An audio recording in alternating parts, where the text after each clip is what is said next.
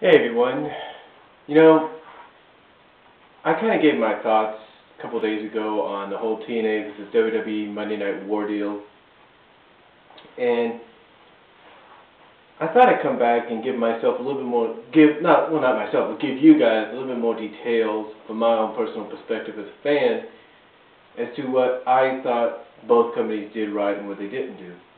Now TNA, of course, as we know, came on about an hour earlier than WWE. And TNA, they did a couple of right things. We all know the rumors were going around that, Jeff Hardy was going to be at the Impact Zone. We just didn't know if he was there visiting, or if he was there in support of Shannon Moore, who wanted to be in TNA. We didn't know what was going on. But apparently, Jeff Hardy did re-sign with TNA. We don't know if it's a short-term deal or not. But now it's all going to depend on the decision of the grand jury of the Supreme Court, in which all his drug charges and everything are being sent to. Whether his contract's going to be a long-lasting one, short-term, or not even that, we don't really know.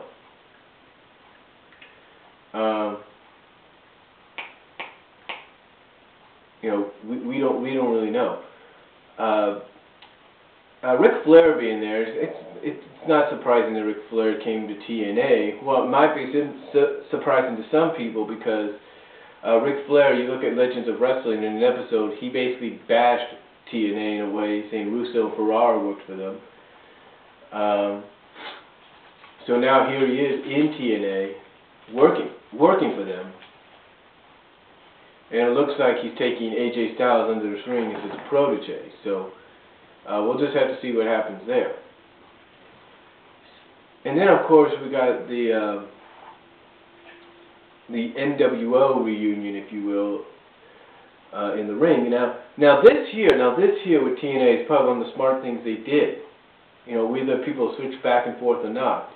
TNA, they basically took a book, or took a chapter or a page out of Eric Bischoff's book.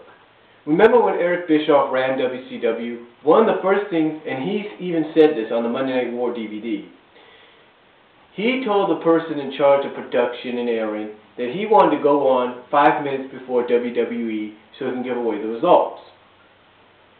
So, what happened? Well, apparently Eric Bischoff had some influence and said that the best way to keep and probably in his mind, like I said, because he probably had some influence there or made a suggestion, that the best way to keep the audience from switching is to put Hogan on 5 minutes before, and that's exactly what they did.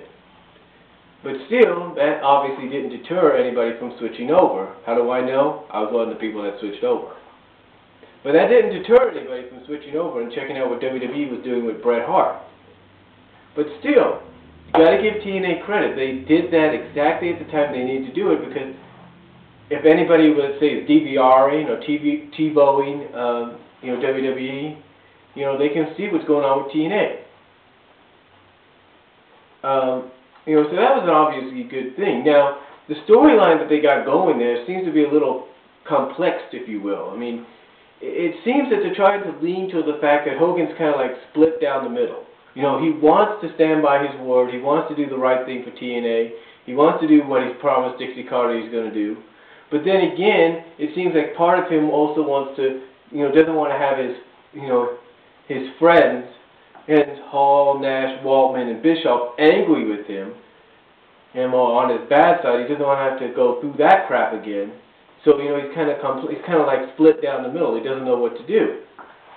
And apparently, from reports as well, it seemed Hogan was stressed out after this past Impact. So the question is, so now that question arises: did Hogan make the right decision to partner? Because if he's stressed out, how much longer will this partnership last, or is it only to the point that Hogan is going to be there just to kind of get them, on that same level as WWE and then let them go on their own? We don't know. Now, as far as the other surprises that night, appearances like Sean Morley, a.k.a. Val Venus, Orlando Jordan, the Nasty Boys, that's not surprising. And you know what I kind of find ironic about it, though? And I mentioned this in my other video when I did my review on it. What I find ironic about it is the fact that Morley Jordan, and the Nasties were all part of Hulk Hogan's Hulkamania tour in Australia. So it's kind of ironic that they came along with him. So obviously that was Hogan's influence right there, because here you had all these guys that were on his tour, and now they're part of TNA.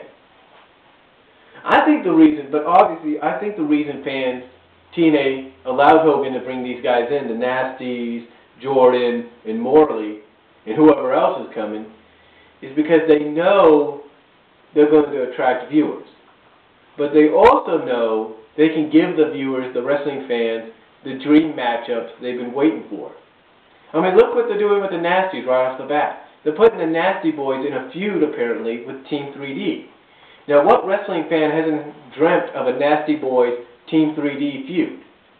I mean, we've seen the Nasty Boys in WCW go into street fights. We've seen Brian Knobbs in the hardcore division. What level could they take it to this time? You know, along with Team 3D, what could happen there? And then, of course, you got Sean Morley, who's basically going to be a TNA version of his Val Venus character.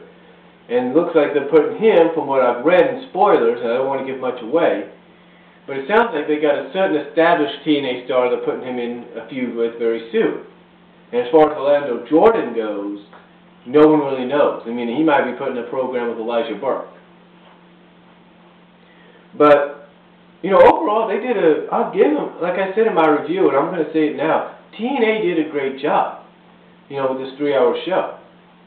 I mean, they put a lot of intrigue into it. I mean, like I said, with Hogan, you don't know exactly where he stands. You know, he wants to, like I said, he wants to do the right thing and keep his word to Dixie. But then again, he's got Hall, Nash, Waltman, and Bischoff wanting to do their thing. And you know what I see in the result of this? I see eventually Hogan probably leaning towards Dixie, because there have been rumors that he's going to be part of a face group or something like that. And he's going to be feuding with Bischoff. I've got that feeling. I don't know why, but I got that feeling. I mean, I know they've been saying it's going to be Mick and Jarrett they feud with, and that might be true too. Who knows? Bischoff might side with those two. But then again, we'll just have to wait and see, because it's unpredictable. I mean, the ending to Impact made you think. It made you think and wonder what's really going on. I mean, Hogan's, the reaction on his face was like one of like, you know, man, I can't believe this just happened. It's like, this is not what I wanted. But you didn't know if he was having that reaction towards Mick or towards his buddies, if you know what I mean. But overall, they did a very decent job. I mean, they used all the stars that helped put TNA at the level that it is. They helped feature all of them. Hernandez, Morgan, Hamada, Awesome Kong, Taylor Waters, Sarita, The Beautiful People, ODB, Terra.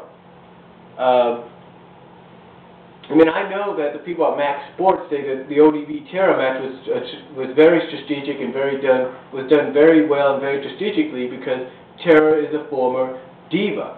Well, let's not forget, ODB in a way is a former diva as well, although she was never officially a diva. Remember, she was under the developmental contract to WWE in OVW. But very strategic, as they would say. But they did all the right things. You know, Abyss, you know, Samoa Joe featured. The X Division stars, you name it. I mean, the match for the world title, amazing match, was featured. So, overall, I have to give TNA a thumbs up.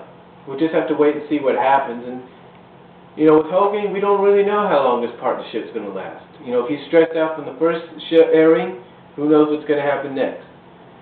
So, really, you know, that's all the details that's all I can say in a more detailed way of looking at how TNA Impact did this past Monday night. And that's all I'm going to say. Talk to you later.